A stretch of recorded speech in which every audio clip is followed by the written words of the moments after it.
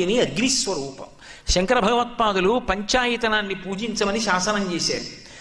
ఎవరు ప్రధానంగా కులదేవతగా చూస్తారో వాళ్ళని మధ్యలో పెడతారు. 5గురు మాత్రం పూజలో ఉంటారు. పరమశివుడు, అంబిక, శ్రీ మహావిష్ణువు, సూర్యభగవానుడు, గణపతి. నేను గాణాపత్యానికి చెందినవాడిని అనుకోండి, గణపతిని ప్రధానమైతే గణపతిని మధ్యలో పెడతాను, మిగిలిన నలుగురు చుట్టూ ఉంటారు. నేను శివుణ్ణి ప్రధానం అనుకోండి, శివుణ్ణి మధ్యలో పెట్టి మిగిలిన నలుగురు చుట్టూ ఉంటారు. నేను విష్ణు ప్రధానంగా పూజ చేస్తే విష్ణువు మధ్యలో ఉంటారు, చుట్టూ నలుగురు ఉంటారు.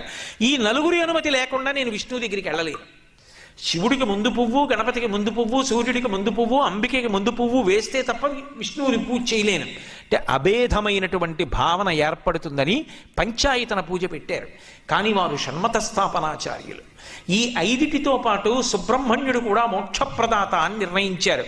మరి సుబ్రహ్మణ్యుడేడి పూజలో అంటే సుబ్రహ్మణ్యుడికి ఇక వేరే పూజలో మూర్తిని ఇవ్వలేదు ఆయన. ఎందుకు ఇవ్వలేదంటే మొదట వెలిగించినటువంటి దీపంలోని జ్యోతి సుబ్రహ్మణ్య స్వరూపమే, చివర ఇచ్చిన నీరాజనంలో జ్యోతి సుబ్రహ్మణ్య స్వరూపమే అన్నారు. జ్యోతిస్వరూపం సుబ్రహ్మణ్య స్వరూపం.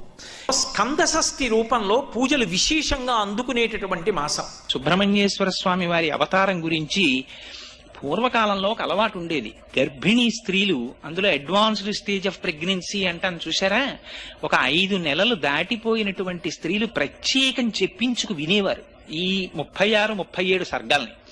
ఎందుకని అంటే అది విన్నట్టయితే దీర్ఘాయుష్మంతుడు, వీర్యవంతుడు, తేజోవంతుడు అయినటువంటి కుమారుడు జన్మిస్తాడని ఫలస్థుతి. దీర్ఘాయుష్మంతుడు లభిస్తాడు, పుత్రపౌత్రాభివృద్ధి కలుగుతుంది, స్కందలోకాన్ని పొందుతారు అని చెప్పారు. అందుకని ప్రత్యేకం చెప్పించుకునేవారు 36, 37 సర్గలకి వివరణ. అయితే అసలు సుబ్రహ్మణ్యేశ్వర స్వామి వారి అవతారం రావడానికి కావలసినటువంటి కారణాలని వాల్మీకి రామాయణంలో విశేషంగా వర్ణించలేదు. వర్ణించినది శివమహాపురాణంలో వర్ణించారు. అందుకని శివమహాపురాణంలోంచి క్లుప్తంగా మీకు ఆ కారణాన్ని వివరిస్తాను. పూర్వకాలంలో కశ్యప ప్రజాపతి దక్ష ప్రజాపతికి ఉన్నటువంటి 27 కుమార్తెలలో కొంతమంది కుమార్తెల్ని కశ్యప ప్రజాపతి వివాహం చేసుకున్నారు. ఆ చేసుకున్న వారిలో ఒకరి పేరు దితి. దితి అంటే ద్వైతాన్ని చూస్తుంది. రెండున్నాయి అని చూస్తూ ఉండడం అజ్ఞానం. ఆ ద్వైతాన్ని చూడడం దితి. ఆ దితి కశ్యప ప్రజాపతికి ఒక భార్య. దితి ద్వైతాన్ని చూస్తుంది కాబట్టి దితికి పుట్టే పిల్లలందరూ దైత్యులు, రాక్షసులు ఉంటారు. అదితి ఎప్పుడు ద్వైతం చూడదు, ఒక్కటి చూస్తూ ఉంటుంది. అందుకని అదితి సంతానం దేవతలు ఉంటారు. దితికి హిరణ్యాక్ష, హిరణ్యకశిపులు జన్మించారు. నృసింహావతారంలో శ్రీ మహావిష్ణువు వాళ్ళని పరిమార్చారు.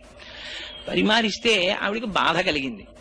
భర్త అయినటువంటి కశ్యప ప్రజాపతిని వేడుకుంది, నాకు ఇంద్రుడు